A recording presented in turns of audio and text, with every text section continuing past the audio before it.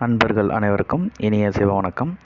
இன்றைய பதிவில் நம்ம என்ன பார்க்க போகிறோன்னா, அனுதினமும் சொல்ல வேண்டிய ஒரு சிவ மந்திரத்தை பற்றி தான் இந்த பதிவில் நம்ம பார்க்க போகிறோம். இந்த மந்திரத்தை நம்ம தொடர்ந்து உச்சரிச்சுட்டு வந்துகிட்டே இருந்தோம் அப்படின்னா, நம்ம பார்த்திங்கன்னா அருகில் இருக்கக்கூடிய அனைத்து விதமான காவல் தெய்வங்களும் உங்களுக்கு பார்த்திங்கன்னா துணை நிற்கும். அதுக்கு முன்னாடி நம்ம என்ன பண்ணணும்னா, இந்த மந்திரத்தை சித்தி செஞ்சு வச்சுக்கணும். இப்போ எப்படி சித்தி செஞ்சு வச்சுக்கலாம் அப்படின்னு பார்க்கலாம்.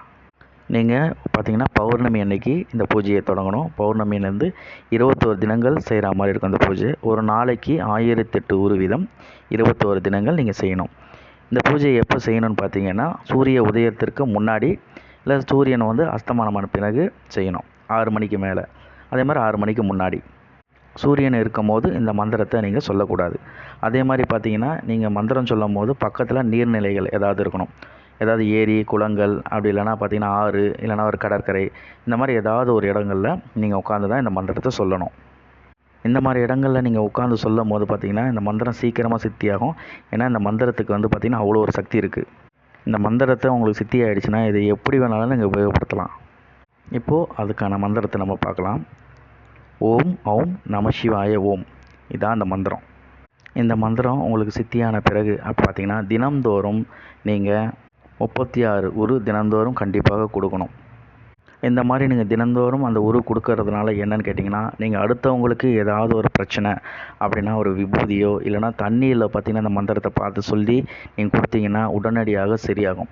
அப்படி இல்லை எனக்கு அந்த மாதிரிலாம் வேண்டாம் அப்படின்னு நீங்கள் நினச்சிங்க அப்படின்னா, ஒவ்வொரு பௌர்ணமி அன்னைக்கு மட்டும் 108 முறை சொல்லுங்கள். நான் அடுத்தவங்களுக்குலாம் எதுவும் செய்ய மாட்டேன், எனக்கு மட்டும் உபயோகப்படுத்தினா போகிறோம் அப்படின்னு நினச்சிங்கன்னா பௌர்ணமி அன்னைக்கு மட்டும் சொல்லுங்கள்.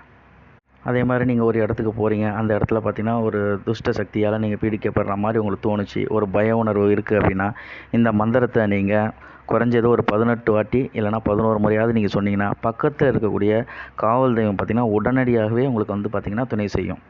இந்த மந்திரத்தை நீங்கள் அடிக்கடி சொல்லிட்டு வர வர என்னென்னு கேட்டிங்கன்னா, எதிரிகள் பிரச்சனை உங்களுக்கு படிப்படியாக குறையும், உங்களுக்கு சகல சௌபாக்கியமும் ஏற்படும்.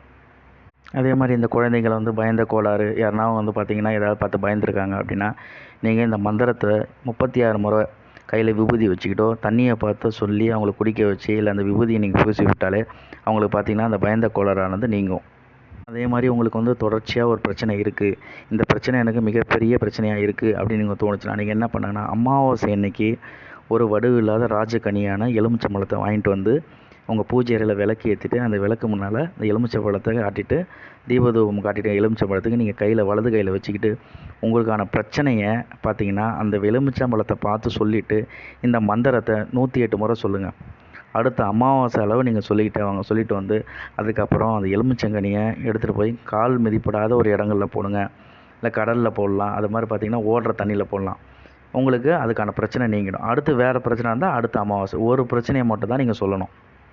இந்த மந்திரத்தை நீங்கள் தினந்தோறும் உச்சரிக்கிறதுனால என்ன கேட்டிங்கன்னா உங்களுக்கு தேக ரட்சையாக இருக்கும், உங்களுக்கு ஒரு பாதுகாப்பு வளையத்தை ஏற்படுத்தும். அவ்வளோ சீக்கிரத்தை பார்த்திங்கன்னா உங்களை யாரும் இந்த பில்லி சூனி ஏவல் இந்த மாதிரியான துர்சக்திகள் உங்களை பார்த்திங்கன்னா பீடிக்காது.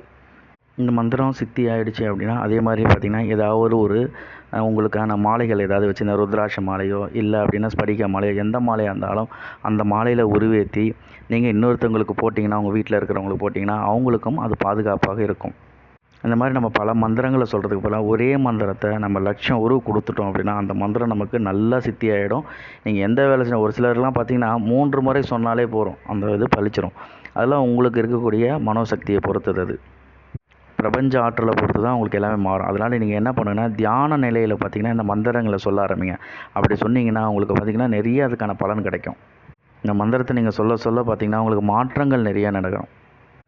இதெல்லாம் பார்த்திங்கன்னா சித்தர்கள் ஓலைச்சுவடியில் சொன்ன முறை தான். இந்த முறை பிரகாரம் நீங்கள் பின்பற்றி வந்தீங்கன்னா நீங்கள் அடுத்தவங்க பிரச்சனையும் நீங்கள் தீர்த்து வைக்கலாம், நம்மளுடைய பிரச்சனையும் தீர்த்துக்கலாம். நீங்கள் எந்த ஒரு மாந்திரிகனை போயும் நீங்கள் தேடி உங்கள் பிரச்சனையை சொல்லி தீர்த்துக்க வேண்டிய அவசியம் இல்லை.